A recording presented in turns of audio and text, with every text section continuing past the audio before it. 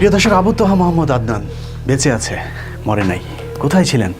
গিয়েছিলেন কারো কাছে, নাকি কেউ নিয়ে গেছে? তাতে আমার কি যায় আসে? আমি তো বেঁচে আছি, জানি গুম হবার শঙ্কা আমারও আছে, তারপরেও আজ আছি কাল নাই, এভাবেই বাঁচতে চাই। কিন্তু এভাবে কি আসলেই বাঁচা যায়? চৌধুরী আলম কি জানতো ইলিয়াস আলীর পর তার পালা? আদনান কি জানে তারপর কার পালা? একের পর এক হারিয়ে যাচ্ছে প্রাণ। আমরা শুনছি পরিমণির হত্যা আর ধর্ষণ চেষ্টার গান। আজ ইনি, কাল তিনি, পরশু সে, তারপর কে? এভাবে গুনে গুনেই কি আমাদের দিন যাবে? না, এভাবে চলতে পারে না। কে, কারা, কেন, কিভাবে মানুষকে গুম করছে তা জানতেই আজকের পর্ব আপনাদের সাথে আছে আমি, ইলিয়াস হুসাইন। বাংলাদেশ একটি মৃত্যুপুরীর নাম। এই মৃত্যুপুরীতে কে, কেন, কখন মরছে, কারা মারছে, কেনই বা মারা হচ্ছে, তাও অজানাই থেকে যায়। মৃত্যুর পর লাশটুকু ফিরে পাবার অধিকারও হারিয়েছে বালের স্বাধীন দেশের এই পরাধীন নাগরিকেরা। গুম এখন এই রাজ্যের নিয়মিত এবং খুবই স্বাভাবিক একটি ঘটনা। যে কেউ যে কোনো সময় গুম হয়ে যেতে পারে, এমন অনিশ্চয়তা মাথায় নিয়েই নিশ্চিন্তে এদেশের মানুষ ঘুমায়। সৌভাগ্যক্রমে কিছু গুমের ঘটনায় মানুষের লাশ অন্তত পাওয়া যায়। তেমনি গুমের একটি ঘটনা নারায়ণগঞ্জের 7 খুন।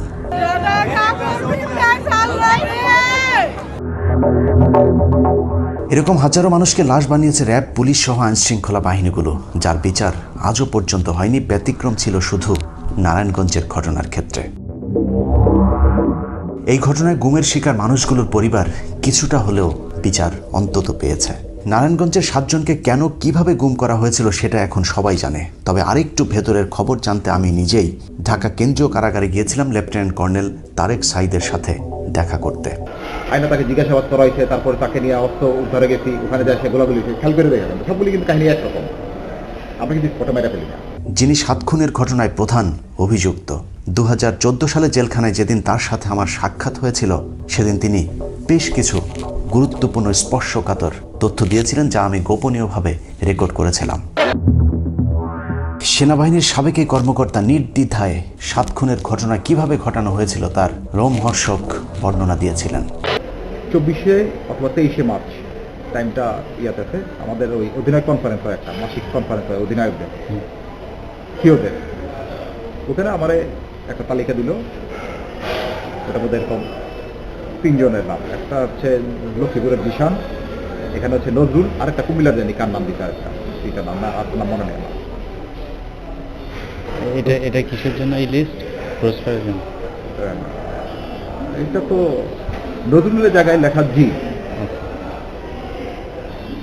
জি, কিন্তু আমাদের কাছে অন্য সিম্বল আছে জি রকম। যেদিনে ঘটনা তারপর দিন আইসা আমি আরে ধরছি আমার সমস্ত অফিসারদেরকে নিয়ে বসি, বসে লিস্ট নিয়ে ওপেন, এটা তো লুকেন চাপড় ছিল, এটা তো হেডকোয়ার্টার আদেশ। ওপেন শোনাই দিলাম যে এটা ধরো, এটা ধরো, এটা ধরো। র্যাবের সাবেক এই সিওর বক্তব্য অনুযায়ী র্যাবের প্রতি মাসে একটি মিটিং হয়। সেই মিটিংয়ে স্বরাষ্ট্র মন্ত্রণালয় থেকে যে তালিকা র্যাব হেডকোয়ার্টারে পাঠানো হয়, সেগুলো সংশ্লিষ্ট ব্যাটালিয়নের সিওদের কাছে দেওয়া হয়।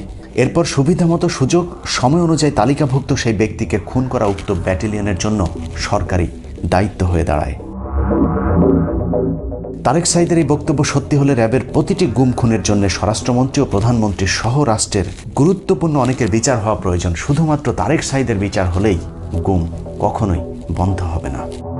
প্রিয় দর্শক, এভাবে আমাদের ট্যাক্সের টাকায় চলা একটা বাহিনী দিনের পর দিন আমাদেরকেই গুম করছে।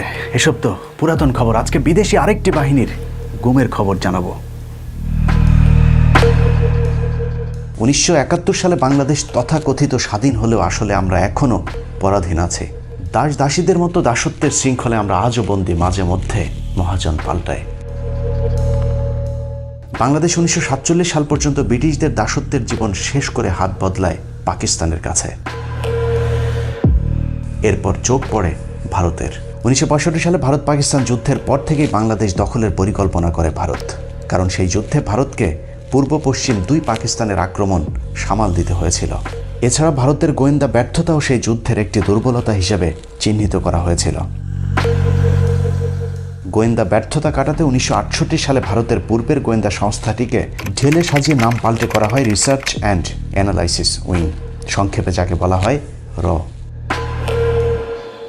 পূর্ব পাকিস্তানকে পশ্চিম পাকিস্তান থেকে আলাদা করতে সেই বছরই বাংলাদেশ নামে একটি প্রজেক্ট হাতে নেয়, যে প্রজেক্টের মূল থিম ছিল ডিভাইড অ্যান্ড রোল।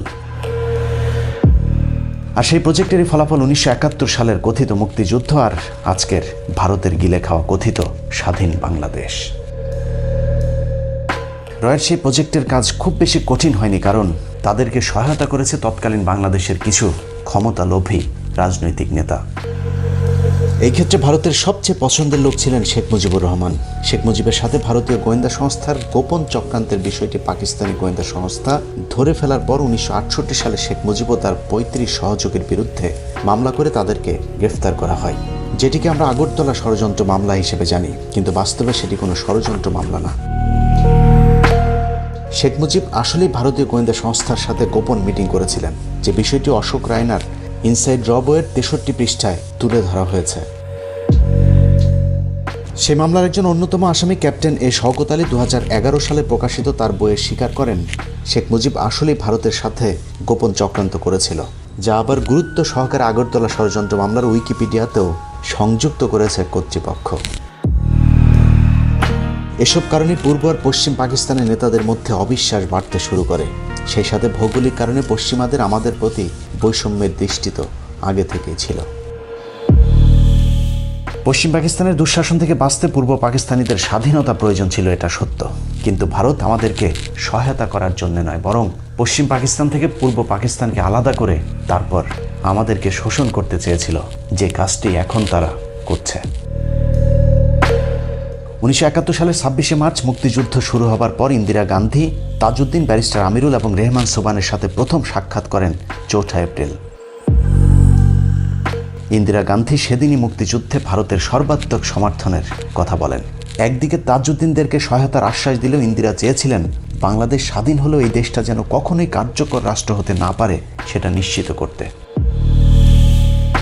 যে কারণে ইন্দিরা তাজউদ্দিনকে সমর্থনের কথা বললেও পাশাপাশি তৎকালীন রয়ের প্রধান রমেশ্বর নাথ কাউকে দায়িত্ব দেন তাজউদ্দিনের বিপরীতে আরেকটি বাহিনী তৈরি করতে, যারা স্বাধীনতার পর ভারতের কথা মতো কাজ করবে। ইন্দিরার কথা অনুযায়ী শুরু হয় রয়ের মিশন। এরই মধ্যে 10 এপ্রিল মুজিবনগর সরকার গঠনকে কেন্দ্র করে তাজউদ্দিন ও শেখ মুজিবের ভাগ্নে শেখ মনির মধ্যে চরম দ্বন্দ্ব দেখা দেয়। মুজিবনগর সরকারে কোনো পদে রাখা হয়নি বলে শেখ মনি, তোফায়েল সহ আওয়ামী লীগের বেশ কয়েকজন নেতা বিদ্রোহী হয়ে মুজিবনগর সরকারকে প্রত্যাখ্যান করে, এবং পুরো মুক্তিযুদ্ধের সময়টা শেখ মনি, তোফায়েলরা কখনোই মুজিবনগর সরকারকে স্বীকৃতি দেয়নি। যদিও সেই আওয়ামী লীগই আজ মুজিবনগর দিবস পালন করে। যা হোক, তাজউদ্দিন ও মনি গ্রুপের মধ্যে দ্বন্দ্ব শুরু হলে সেটাকে লুফে নেয় ভারত। একদিকে মুজিবনগর সরকারকে সমর্থন দেয়, অন্যদিকে শেখ মনির পক্ষে থাকা তোফায়েল, আব্দুর রাজ্জাক, সিরাজুল আলম খান সহ বেশ কয়েকজন নেতাকে ডেকে নিয়ে মুক্তিযোদ্ধাদের প্রতিপক্ষ আরেকটি বাহিনী তৈরি করেন, যার নাম দেয়া হয় বিএলএফ বা বাংলাদেশ লিবারেশন ফ্রন্ট। পরবর্তীতে যেটাকে মুজিব বাহিনী বলা হতো। শেখ মুনির নেতৃত্বে এই বাহিনীকে দেরাদুনে নিয়ে সামরিক প্রশিক্ষণেরও ব্যবস্থা করে ভারত। এভাবেই ভারতের কারসাজিতে দেশ স্বাধীন হবার আগেই দুটি দলে বিভক্ত করে দেওয়া হয় বাংলাদেশের রাজনীতিকে। পুরো মুক্তিযুদ্ধের 9 মাস ধরে চলেছে মুজিব বাহিনী ও মুক্তি বাহিনীর মধ্যে দ্বন্দ্ব।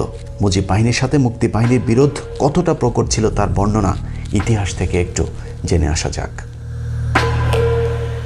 মূলধারা 71 বইয়ের 119 নম্বর পাতায় বলা হয়েছে, মুক্তিযুদ্ধ চলাকালীন অক্টোবরের মাঝামাঝিতে মুজিব বাহিনী তাজের বিরুদ্ধে চরম বেপরোয়া হয়ে ওঠে। মূলধারা 71 বইয়ের 120 নম্বর পাতায় একটি স্পর্শকাতর তথ্য দেওয়া হয়েছে, যেখানে বলা হয়েছে মুজিব বাহিনীর এক সদস্য অস্ত্রসহ তৎকালীন অস্থায়ী সরকারের প্রধানমন্ত্রী তাজউদ্দিনের কার্যালয়ে যান। সেখানে গিয়ে তিনি জানান শেখ মনিরা তাজউদ্দিনকে খুন করার পরিকল্পনা করেছে এবং সেই খুনের দায়িত্ব জনৈক সেই ব্যক্তির হাতেই দেওয়া হয়েছে। কিন্তু বিবেকের তাড়নায় তিনি তাজউদ্দিনকে খুন না করে তার আগেই বিষয়টি তাকে জানাতে এসেছেন। মূলধারা 71 বইয়ের 120 পাতার শেষ 2 লাইনের সাথে 121 পাতার প্রথম 2 লাইন যোগ করলে দেখা যায় মুজিব বাহিনী ছিল মূলত রয়ের নিয়ন্ত্রিত একটি বাহিনী। মুক্তিযোদ্ধারা যেন কোনোভাবেই ভারতের সহায়তা ছাড়া দেশ স্বাধীন করতে না পারে, সেজন্য মুক্তি বাহিনী ও মুজিব বাহিনীর মধ্যে একটি কোন্দল জিয়ে রাখে। 125 নম্বর পাতায় বলা হয়েছে, রয়ের মদদে মুজিব বাহিনীর মুক্তিযুদ্ধ বিরোধী কর্মকাণ্ড থেকে বাঁচতে সৈয়দ নজরুল ইসলাম ও তাজউদ্দিন দিল্লিতে ইন্দিরা গান্ধীর সাথে দেখা করতে যান। ইন্দিরা বিষয়টি জানার পর মীমাংসা করার আশ্বাস দিয়ে ডিপি ধরকে দায়িত্ব দেন। বইয়ের 126 পাতায় বলা হয়েছে, মুক্তিযোদ্ধা ও মুজিব বাহিনীর কোন্দল মেটাতে মেজর জেনারেল বিএন সরকার একটি মিটিং কল করেন। সেই মিটিংয়ে মুক্তিযোদ্ধাদের পক্ষে জেনারেল ওসমানী ও তাজউদ্দিন আহমেদ উপস্থিত থাকলেও শেখ মনির মুজিব বাহিনীর পক্ষ থেকে সেখানে কেউই যাননি। আসলে এ সবই ছিল ভারতের নাটক। ভারত দুই পক্ষকেই দুইভাবে দুই গ্রুপের বিরুদ্ধে খেপিয়ে তুলেছিল। কেন মুক্তিবাহিনীর বিরুদ্ধে আরেকটা বাহিনী অর্থাৎ মুজিব বাহিনী তৈরি করা হয়েছিল সেটা পরিষ্কার হয় ৭১-এর সেপ্টেম্বর মাসে। মুজিব বাহিনীর অত্যাচারে প্রবাসী সরকার বাধ্য হয় ভারতের সাথে একটি চুক্তি করতে। ৭ দফা মৈত্রী চুক্তির ভয়ঙ্কর সেই ধারাগুলো হচ্ছে, যারা মুক্তিযুদ্ধে সক্রিয়ভাবে অংশ নিয়েছে তাদেরকে শুধু প্রশাসনিক পদে রাখা হবে, বাকি বাঙালি কর্মকর্তাদের চাকরিচ্যুত করে শূন্য পদে ভারতীয় নাগরিকেরা প্রশাসনিক দায়িত্ব নেবে। বাংলাদেশ স্বাধীন হলেও প্রয়োজনীয় সংখ্যক ভারতীয় সৈন্য বাংলাদেশে অবস্থান করবে, তবে কতদিন তারা এই দেশে থাকবে তার সুনির্দিষ্ট কোনো সময়সীমা বেঁধে দেওয়া হয়নি চুক্তিতে। চুক্তির ৩ নম্বর দফায় বলা হয়েছে, বাংলাদেশে নিজস্ব কোনো সেনাবাহিনী থাকবে না। এরপরের চুক্তিতে বলা হয়েছে, অভ্যন্তরীণ আইনশৃঙ্খলা বজায় রাখতে মুক্তি বাহিনীকে কেন্দ্র করে একটি প্যারামিলিশিয়া বাহিনী গঠন করা হবে, অর্থাৎ পরবর্তীতে যেই রক্ষী বাহিনী গঠন করা হয়েছিল সেটি ভারতের পরামর্শেই। চুক্তির ৫ নম্বর দফায় বলা হয়েছে, যুদ্ধে পরবর্তী দিনগুলোতে মুক্তি বাহিনীর অধিনায়কত্ব করবেন ভারতীয় সেনাপ্রধান, আর মুক্তি বাহিনী ভারতীয় সেনাবাহিনীর অধীনে যুদ্ধ করবে। চুক্তির শেষের 2টি দফা যথাক্রমে ঠিক এরকম। দুদেশের বাণিজ্যিক সম্পর্ক হবে খোলা বাজার কেন্দ্রিক। বিদেশি কোনো রাষ্ট্রের সাথে বাংলাদেশ কখনোই সরাসরি যোগাযোগ করতে পারবে না। সেক্ষেত্রে ভারতের সাথে পরামর্শ করে বাংলাদেশের পররাষ্ট্র মন্ত্রণালয় সব বিষয়ে সিদ্ধান্ত নেবে।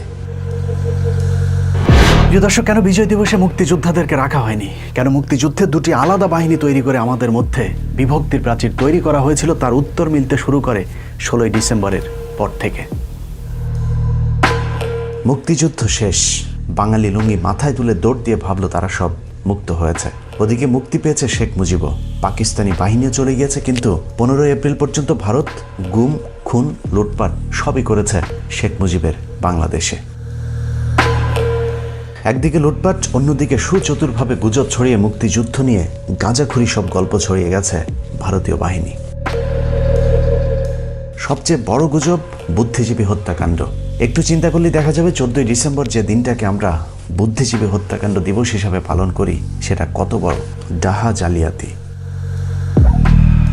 1971 সালের 10ই ডিসেম্বরের মধ্যেই বাংলাদেশের বেশিরভাগ অঞ্চল এরই মধ্যে মুক্ত হয়ে গিয়েছিল। পাকিস্তানি বাহিনী তখন আত্মসমর্পণের প্রস্তুতি নিচ্ছিল।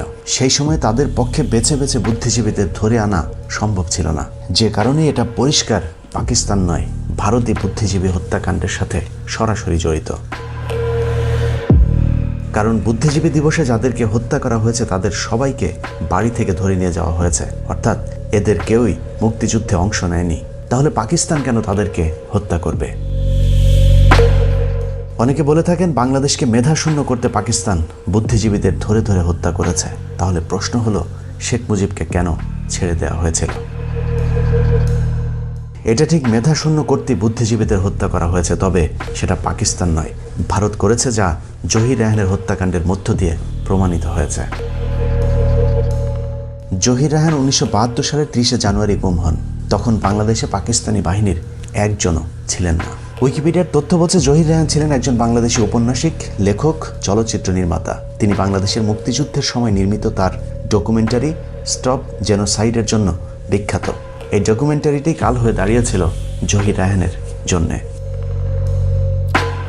এই ডকুমেন্টারিতে ভারতের বিভিন্ন লুটপাটের বিষয়গুলো তিনি তুলে ধরছিলেন, যে কারণেই ভারত তাকে বাঁচতে দেয়নি। যুদ্ধের পর পাকিস্তানের সৈন্যদের ফেলে যাওয়া অস্ত্র, গোলাবারুদ, কামান, সেনা সরঞ্জাম, মিল কারখানার দামি যন্ত্রপাতি সহ বিদেশ থেকে আসা ত্রাণ সামগ্রী লুটপাট করছিল ভারতীয় সেনারা। আর সেই সবের তথ্যচিত্র জহির রায়হান তার ডকুমেন্টারিতে তুলে আনার কারণেই ভারতীয় বাহিনী তাকে গুম করে নিয়ে যায়।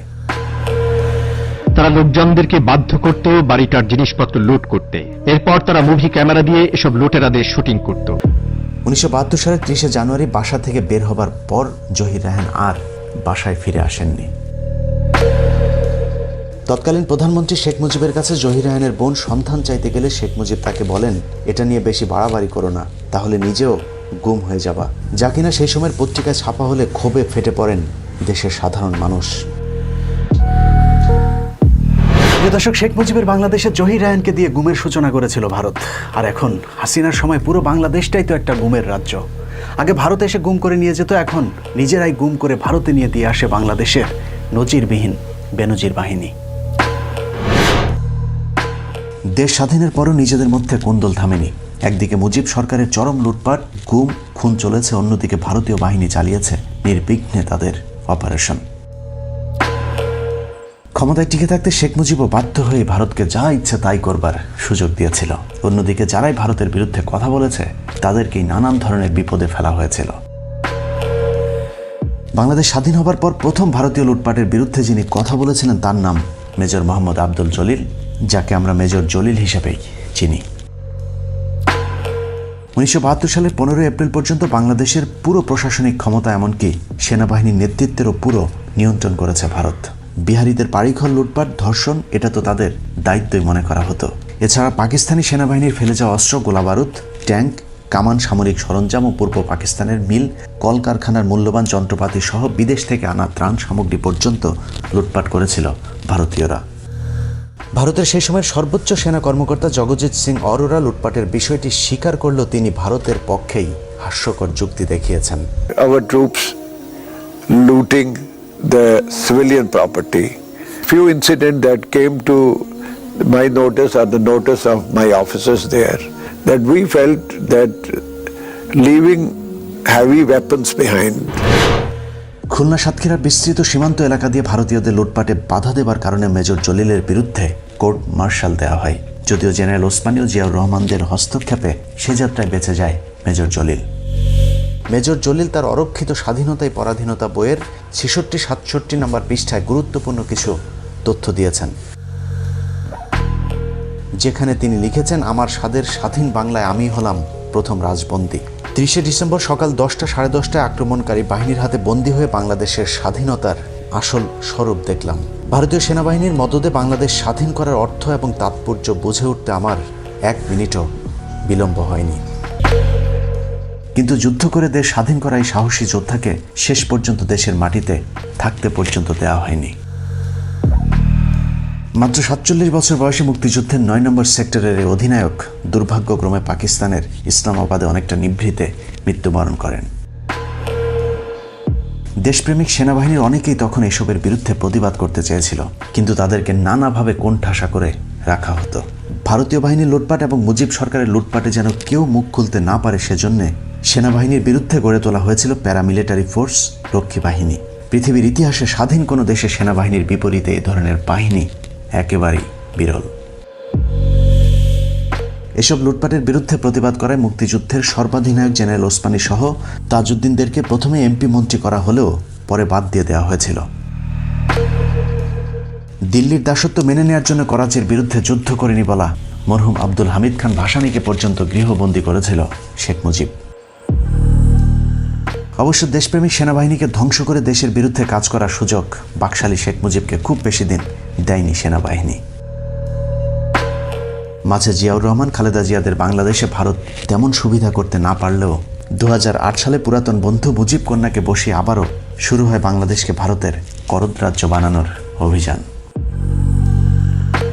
যে সেনাবাহিনী ভারত ও শেখ মুজিবের বাকশালের বিরুদ্ধে বাধা হয়ে দাঁড়িয়েছিল, এবার প্রথমেই সেই রাস্তা বন্ধ করে দেওয়া হয়েছে। হাসিনাকে ক্ষমতায় বসানোর 1.5 মাসের মাথায় প্রথমেই কথিত বিডিআর বিদ্রোহের নামে সেনাবাহিনীকে ধ্বংস করে দেওয়া হয়। সেদিনই হাসিনা সরকারের শেষ দিন হতে পারত, কিন্তু ভারতীয় সেনাপ্রধান বাংলাদেশে হামলার হুমকি দিলে বাংলাদেশ সেনাবাহিনী চুপ থাকতে বাধ্য হয়। বিডিআর হত্যাকাণ্ডের দিন যারা হাসিনার বিরুদ্ধে কথা বলেছিলেন তাদেরকেও ধীরে ধীরে গুম, খুন আর চাকরিচ্যুত করা হয়েছিল। এরপর আর সেনাবাহিনী উঠে দাঁড়াতে পারেনি। এখন যে সেনাবাহিনী আছে তারা শুধু রাস্তার কন্ট্রাক্টর আর ভোটচোরদের পাহারাদার। ভারতীয় অভিযানের পরের ধাপ শুরু হয় জামাত ইসলামী নেতাদেরকে হত্যাকাণ্ডের মাধ্যমে। জামায়াত ইসলামী কেন স্বাধীনতার বিরুদ্ধে রাজনৈতিক অবস্থান নিয়েছিল সেটা এখন দিনের মতো পরিষ্কার হয়ে উঠেছে। একাধারে স্বাধীনতা বিরোধী এবং কট্টর ভারতের বিরোধিতা করবার কারণেই জামায়াতকে ভারতের টার্গেটে পরিণত করা হয়। মাওলানা দেলোয়ার হোসেন সাঈদীর মামলার সাক্ষী সুখরঞ্জন বালিকে আদালতের সামনে থেকে ভারতে তুলে নিয়ে যাওয়ার মধ্য দিয়ে প্রমাণ হয় কথিত যুদ্ধাপরাধের বিচার ভারতের প্রেসক্রিপশনেই সংগঠিত হয়েছে। এই মাহফিলের পর আবার আপনাদের সামনে কথা বলতে পারবো এর কোনো গ্যারান্টি নাই। এই পৃথিবীতে বাংলাদেশের সবচাইতে বড় দুশমন ভারত। জামায়াতকে পঙ্গু করে দেওয়ার পর শুরু হয় বিএনপি ধ্বংসের নীল নকশা। চেয়ারপারসন বেগম খালেদা জিয়া, তারেক রহমান সহ বিএনপির যারা দেশপ্রেমিক ভারত বিরোধী তাদেরকে সব বেছে বেছে শেষ করে দেওয়া হয়, যার শুরুটা হয়েছিল ইলিয়াস আলীকে দিয়ে। ইলিয়াস আলীকে ভারত কেন গুম করেছিল সেটা বোঝার জন্য তার কয়েকটা বক্তব্য শুনলেই চলবে। India to Bangladesh, Bangladesh to India, এই যে ট্রানজিট বাংলাদেশের উপর দিয়ে যদি এই রাস্তাটা তৈরি হয়ে যায় তাহলে পার্মানেন্টলি চিরস্থায়ীভাবে বাংলাদেশ তাদের দাসত্বের শৃঙ্খলে বন্দী হয়ে গেল। বিএনপির সবচাইতে কট্টর ভারত বিরোধী এই নেতা বাংলাদেশের উপর দিয়ে ট্রানজিটের নামে বাংলাদেশকে দখলের যে পায়তারা করা হয়েছে সেটার ঘোর বিরোধী ছিলেন। ভারত এরকম বলেছিল যে এই ফারাক্কা বাদ যখন হয় তখন সে সময় বলেছিল যে আমরা বিবেচনা করব, হয় নাই, কিন্তু ফারাক্কা বাদ হয়েছে। ইলিয়াস আলীর গুমের রেশ কাটতে না কাটতেই গুম করা হয় বিএনপির আরেক নেতা সালাউদ্দিন আহমেদকে। তাকেও ভারতে পাওয়া যাবার বিষয়টি প্রমাণ করে ভারতীয় গোয়েন্দা সংস্থাই তাকে গুম করেছিল। দিল্লির একটা তাবেদার রাষ্ট্র বাংলাদেশে কায়েম করবার জন্য, আমাদেরকে পরাধীন জাতিতে পরিণত করবার জন্য। শুধু রাজনীতিবিদ নয়, ভারতের বিরুদ্ধে কথা বলার অপরাধে গুম করা হয় সাংবাদিক গবেষক ফরহাদ মাঝহারকে। ভারতীয় গোয়েন্দা সংস্থা তাকে সীমান্ত পার করে নিয়ে যাওয়ার ঠিক আগ মুহূর্তে বেনাপোল সীমান্তের কাছাকাছি জায়গা থেকে র্যাব তাকে উদ্ধার করে। ভারত বিরোধিতার আরেক ভুক্তভোগীর নাম সাংবাদিক মাহমুদুর রহমান। আমার দেশের জন্য আমি জীবন দেব, ইসলামের জন্য জীবন দেব। নানাভাবে নির্যাতনের পর ভারতের এদেশীয় প্রোডাক্ট আওয়ামী সন্ত্রাসী বাহিনী দিয়ে তাকে খুন করে ফেলার পরিকল্পনা করা হয়, যদিও সে যাত্রায় আল্লাহ তাকে রক্ষা করেন। সবশেষে এবার জানা যাক আবু তোহা মোহাম্মদ আদনানকে কেন গুম করা হয়েছিল। আজকেও যদি আপনি এমন ইসলাম ফলো করেন যে ইসলামটা সত্যিকার অর্থে কোরআন এবং সুন্নায় আছে, তাহলে আপনার দিকে নজরদারি বাড়ানো হবে, আপনার সেলফোন ট্যাপ করা হবে, আপনার উপর আরো বেশি গোয়েন্দা সংস্থা সক্রিয় থাকবে। মাত্র কয়েকদিন আগে নিজেই নিজের বক্তব্যে বলেছিলেন যে কোনো সময় গুম হয়ে যেতে পারেন তিনিও। অবশেষে সেটাই সত্যি হলো। এই কথা যদি রয়ের খবর আছে আমাকে আর খুঁজে পাবেন না, কারণ দেশটা চালায় দেশটা আমাদের দেশের গভর্নমেন্ট চালায় না, দেশটা অন্য জায়গা থেকে নিয়ন্ত্রিত হয়। একটা রেজলিউশনও পাস হয় না, এখানে সবকিছু বাইরে থেকে নিয়ন্ত্রিত হয়। যদিও ফেস দ্য পিপলের একটি পোস্টে আদনানের সবশেষ অবস্থান ডিজিএফআইয়ের হেড অফিসে দাবি করার একদিন পরেই তাকে ছেড়ে দেওয়া হয়। তারপরে সান্ত্বনা বাবা মা সন্তানের কাছে ফিরে এসেছে আবু তোহা মোহাম্মদ আদনান। কিন্তু এরকম হাজারো বাবা মা স্ত্রীর সন্তান আজও অপেক্ষায় তাদের আপনজনের। প্রিয় দর্শক, একদা আমরা পরাধীন ছিলাম, কিন্তু মুখে ভাত ছিল, পরনে কাপড় ছিল, ধর্ষিত হয়নি আমার বোন, ছিল না হত্যা, হয়নি খুন। তারপরও স্বাধীনতা চেয়েছি, কারণ ছিল না ভোটের অধিকার, কথা বলার স্বাধীনতা। কিন্তু আজ কি? পেটে ভাত নাই, ভোট নাই, কথা বলার স্বাধীনতা নাই, ধর্ষণের বিচার নাই, আওয়ামী লীগ না করলে তার চাকরি পাওয়ার সুযোগ নাই। তারপরেও এই দেশটাই নাকি কারো কাছে সিঙ্গাপুর। কেউ ভাত খায় 6 বেলা, কারো পেটে ভাত নাই, নুন আনতে ফুরায় পান্তা, এর নামই নাকি স্বাধীনতা। এমন স্বাধীনতা আমরা চাইনি। পাকিস্তান থেকে আলাদা হয়েছে ভারতের কাছে বন্দী হয়ে থাকবার জন্য নয়। তাই চলুন সবাই প্রস্তুতি নিন, যুদ্ধ হবে আরেকবার। আল্লাহ হাফেজ।